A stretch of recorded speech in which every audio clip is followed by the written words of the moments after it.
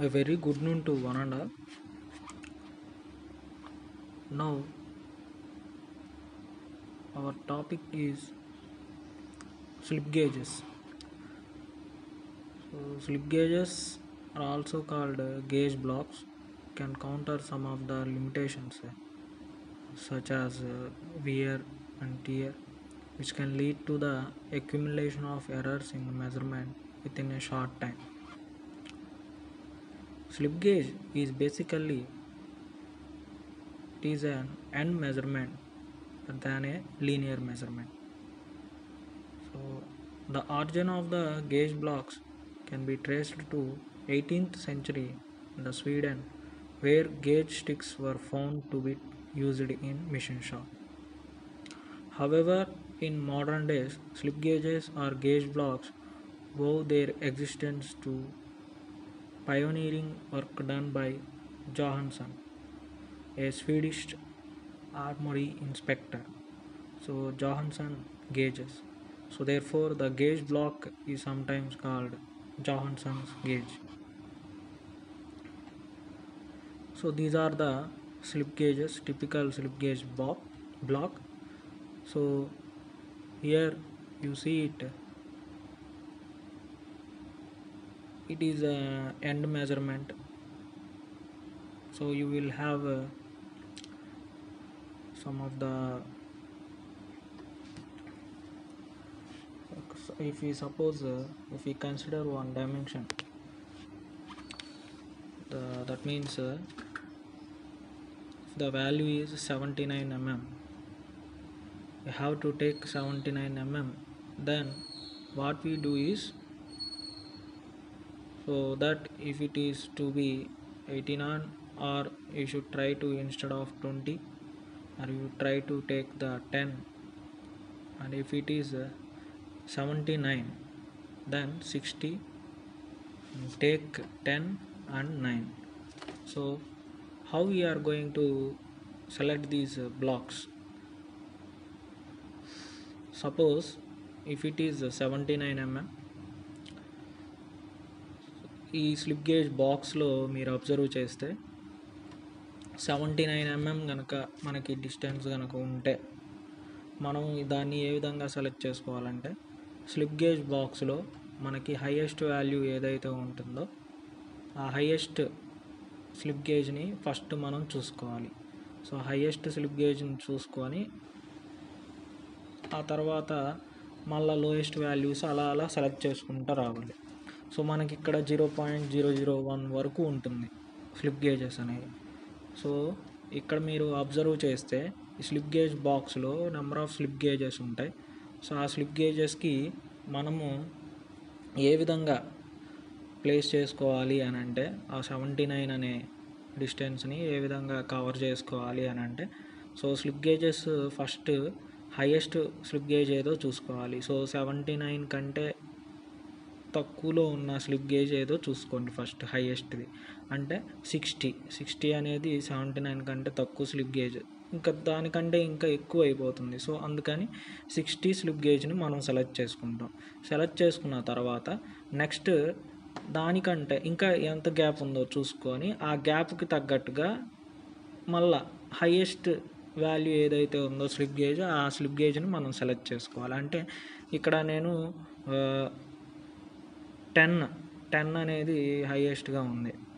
So 10ని select చేసుకున్నాను. ఇంకా కొంచెం గ్యాప్ ఉంది, సో అది 9. సో ఆ విధంగా నాకు హైయెస్ట్ వాల్యూ నుంచి లోయెస్ట్ వాల్యూస్ కింద సెలెక్ట్ చేసుకున్నాను. Okay. So gauge blocks are shape grades and sizes. There are several grades like the grades we had in surface plates. So here also you will have grades and sizes. The slip gauges are available in 3 basic shapes: rectangle, square with a central hole, and square without a central hole for various application. So what we should view as a rectangle type? The rectangle type is most commonly used since they are more convenient where space is restricted and excess weight is to be avoided. And square slip gauge have a larger surface area and a lesser wear rate. They also adhere better to each other when rung together. Rung is an operation. So rung means what we do is we try to take a block and we try to take another block and write this the gauge 1 or block 1, block 2. Then what we do is we try to place uh, block 1 onto the top of the block 2. Then we have to shrivel at about its center line, so they are made one above each other. So first it is allowed to slide and place, and then what we do, slide and place perpendicular. So then rotate in such a way the gauge 1 and gauge 2, that means slip gauge 1 and slip gauge 2 are aligned together. So this process of sliding and rotating is called a ringing operation or wrung. Okay, so here up to now we have learned some slip gauges uh, selection and ringing, that means ringing operation or wrung. Okay, now the square box with the center hole permits the use of tie rods, which ensures the build-up slip gauges do not fall apart. The tie rods are basically there is a rod in between and the extreme ends. We have two nuts or two spaces or two stoppers. So the slip gauges are classified into different grades depending upon their guaranteed accuracy. So grade 1, grade 2, grade 0, grade 00 and calibration grade are some of the where the 5 grades of slip gauges are there. So here grade 2 is generally used in the workshop, and grade 1 is generally used in the tool room, and grade 0 is generally used in the inspection grade slip gauges. So grade 00 is kept in the standard rooms and is used for inspection and calibration of high precision only. So calibration grade is a special grade with the actual size of slip gauge stated on special chart supplied with the set of slip gauges. So this is at the shop floor where operator works. Then it is taken to the tool room. Then the tool room is getting calibrated at high end, either inside the factory or inside the city somewhere or in the state. Then it is taken to the standard like last time we discussed. Uh,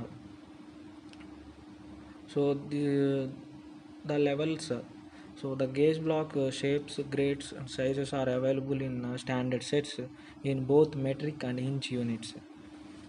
So even today inches are used in a big weight in some part of the world also. So that is why we still have both metric and inches.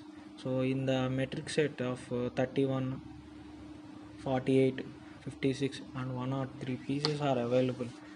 So what are these pieces we are talking about?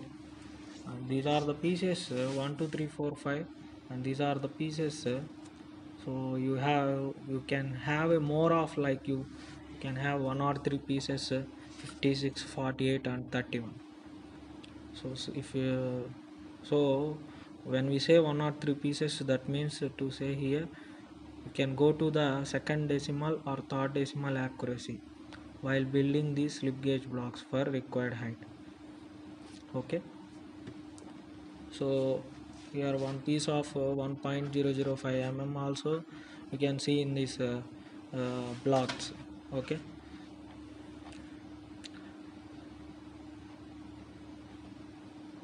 so I hope everyone understand this.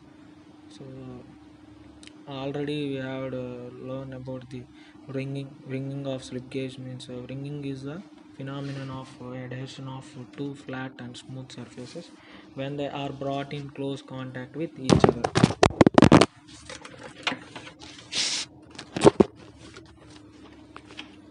Okay, when they are brought very close contact with each other. So the force of adhesion is such that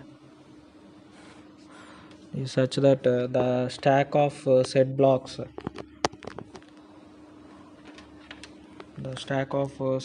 is almost severe as a single block.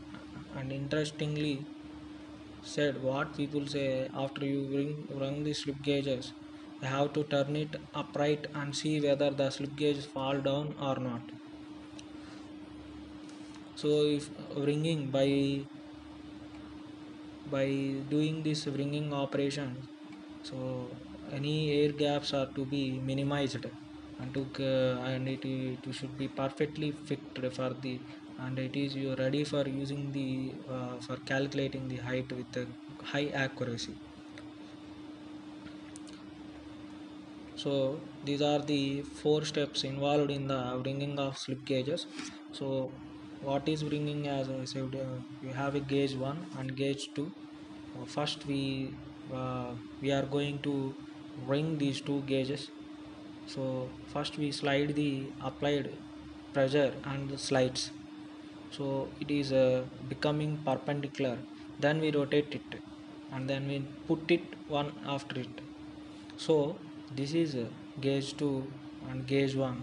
So gauge 2, gauge 1. Now gauge 1 is inside and gauge 2 both are aligned. So this we discussed prior. So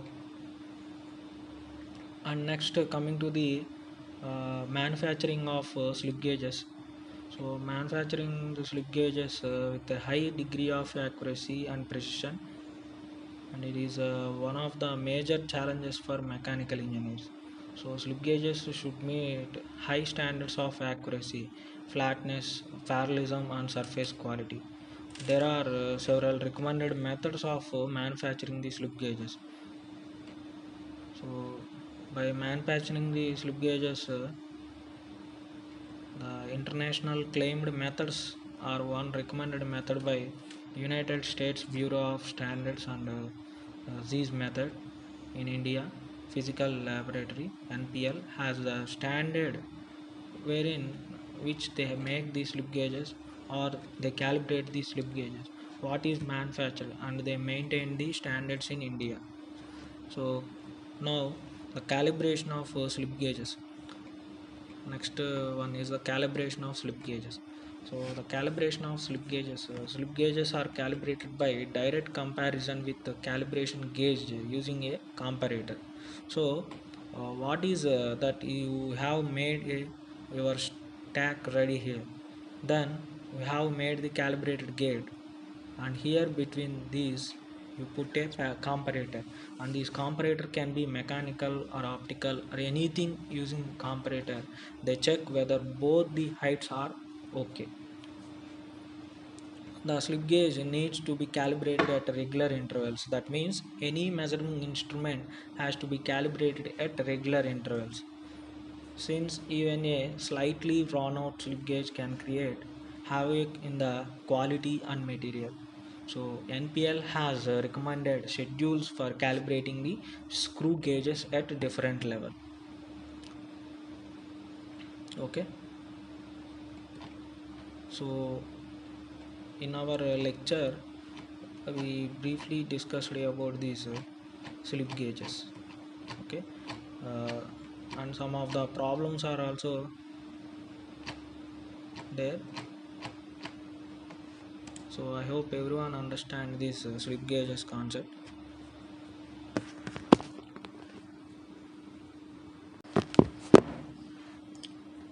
And coming to the next topic of the discussion, which is on angular measurement. In engineering, if we know to draw a straight line and draw an arc, right? So then we can split any complicated geometry into lines and arcs. So if I know to draw, then I go to the large extent general. I say that I can draw any complex structures. In the same analogy, if you take it for measurements, if I know to measure a straight line, and if I am able to measure an arc in the terms of angle and radius, then I can measure any complicated geometries given to me. So of course you have to build up your setup such that you try to measure the angular one. So in angular measurement, here we are more focused towards the angle between two features or between two lines. The angle which is subtended, it can be used in gears, it can be used in threads and thread profile measurement. It can also used for jigs. Okay, so it can also be used for jigs. So here some of the places where this angular measurement plays a very important role. If you look at the angular measurement, there are some devices which we assemble, we will see it in detail. So you can see there is a scale, okay, the arc, there is a flat plate or flat base, and there is the entire instrument we will observe in these angular measuring instruments. Okay, so one by one we will discuss about this. Firstly, we will try to see the protractors, so which is used it right from the school age. This is still used. Then we will see a universal bevel protractor and a sine bar and a sine center, the measurement of inclines, the spirit level, which is commonly used, and clinometer, and finally autocollimator we will be using it. So autocollimator are used for measuring the precise angles which is there on the flat surface. Okay, so now the angle, so you can convert it into the degrees, then you convert it into distance, you can convert it into microns, and you can report the results. So firstly, angle. So the standard for the angle which is derived with relation to circle is not man-made but exists in nature. One may call it a degree or radians. This will be the units. See, in metrology, what we do is we it is a science of measurement. Here, what we do is we will try to have magnitude, and then we will try to have the units. These units are very important. Okay, so it can be in microns, so it can be in radians. So now once it is in radians, you can play back and get it into a linear scale in microns, and this is the magnitude which is given. So 10 microns, 10 degrees, etc. When we start looking into the linear measurement, then we will always use to report it in terms of microns, mm, meter, all those things. When we try to go measure the angle, we always try to report it in terms of a degrees and radians. If you wanted to take this degree and then convert into a linear scale, then we try to convert the units from degrees to microns or mm. Okay, so it is degree or radian, but the fact remains that it has a direct relationship to the circle. What is an envelope of a line moving both one about of its edges? So angle is defined as the opening between two lines which meets at point. So if two lines, if the definition is not properly done, so opening between the two lines which never meet, you will never get an angle. So when we want to measure an angle, this is very important point which meets at a point. Sometimes the primary objective of an angle measurement is not to measure the angle but to access the alignment of machine part. So many a times when several of these parts are assembled together to form a sub-assembly or complete product, the angle measurement is very important. The angle reading is measured for the error of misalignment, for example spindle run out. Okay, so when the spindle run out is there or workpiece run out, so all these things can be easily found out. Okay, So there is a wide range of instruments, that instruments from simple scaled instrument to complex types, that uses various interferometer techniques for measuring the angle. So a vernier protractor is there. A vernier protractor is an instrument we will see provided with a mechanical support or simple mechanism to position them accurately against a given workpiece and log the reading. So all these vernier caliper, all these things, we always have a locking nut or locking screw which we keep it in angle and then we lock it. Okay, and spirit levels are also used. For example, you have a very large surface plate, and if you want to measure what is the deviation of surface plate, generally what we do is either we try to dilate at several points from form a matrix and try to find out the variation, or what we do is we use a spirit level, keep it at several locations and see what is the inclination of angle from the center towards both sides. From there we try to get the angle measurement. From angle we try to find out what is the linear error or displacement. Okay, so spirit level has universal application for aligning structural members such as beams and columns in various engineering fields. So majority of the mason use the spirit level to measure whether their flat surface. So conventional or electronic clinometers are instruments employed the basic principle of spirit level but with high resolutions. Finally, the collimator and angle deckers, which belongs to the family of instruments, refers to as a optical tools, are also used for angle measurements. Okay, so first one is a protractor. This is the simple protractor where and which we fix it at the center. In school days we use this, so we fix it at the center and we have an angle varying from 0 to 180 degrees, and you have a 0 to 180 or which will continue up to 360 degrees. So you have a least count can be 1 degree.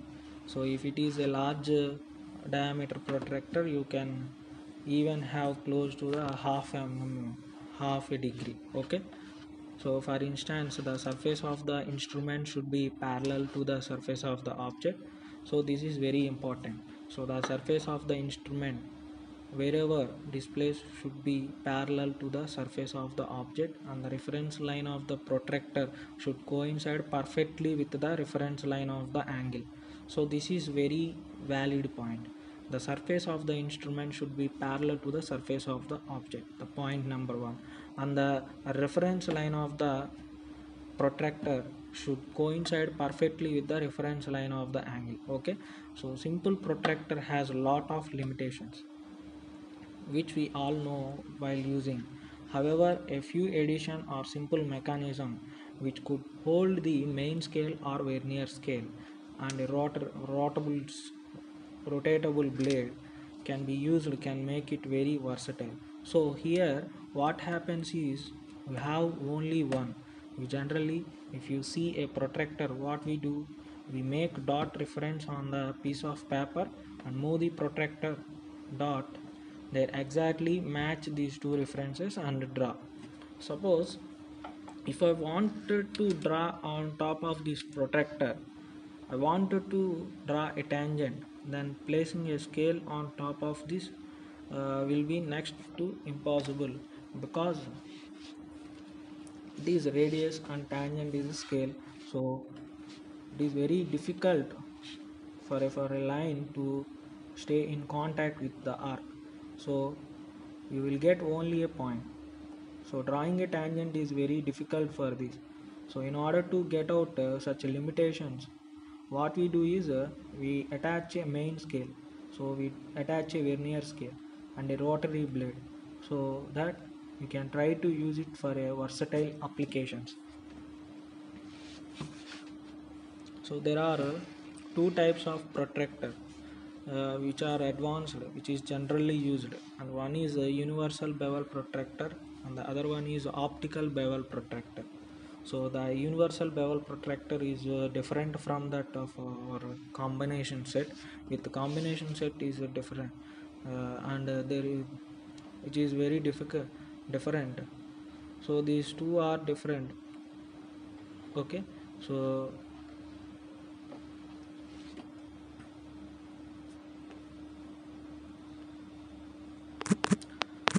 one by one we'll discuss about this.